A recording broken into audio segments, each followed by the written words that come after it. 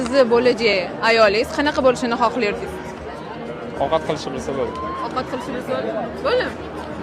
Uyim joyim supursalar bo'lsa bo'ldi. Ha, uyda ishlamsizda. Qolgani mani bo'ynimda. Bilmayman. Tushunmayman qizlarga. Umuman. Oyim topganiga uylanaman, bo'ldi. Foizat. Misol uchun gapga kirish kerak-da. Bu insonlar chiqma deyaptimi, chiqmasligi kerak ko'chaga. Aytgan gapni qilish kerak-da u inson. Ha, siz nima qilasiz? Men uni boqaman misol uchun ishlab bu yoq. Любой joyga borsa misol uchun ekskursiya qilib qo'yish kerak-da. Nima deydi? Men boryapman desa, men o'zim olib borib kelib bu yoq qilaman. Rashqda bu. O'qigan. Tak. Uy ishlarini qilishni biladigan. No endi обязательно emas-ku. Bu narsani endi oylar o'tib, yillar o'tib, mana shu turmush anaqasida o'rgansa ham bo'ladi bu narsani. Bir xil o'zbek bolalar aytadi-ku, ani uylanishdan oldin обязательно xat qilishni bilish kerak, uni qilishni bilish kerak, buni qilishni bilish kerak. Yo'q, bu narsa обязательно emas.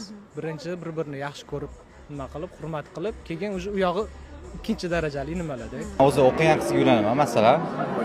O'qigan ayol kishi bo'lsa, masalan, bolali bo'lsam, o'qiganman. Ilmli bo'ladi, adekvatni. Meni yumorimni tushunadigan budish xotinim bo'ladi. Просто so'zsiyati yo'q qiz. Lichda men uchun shunaqa. So'zsiyati yo'q bo'lsa bo'ldi. Uyda o'tirgan qiz bo'lsa bo'ldi.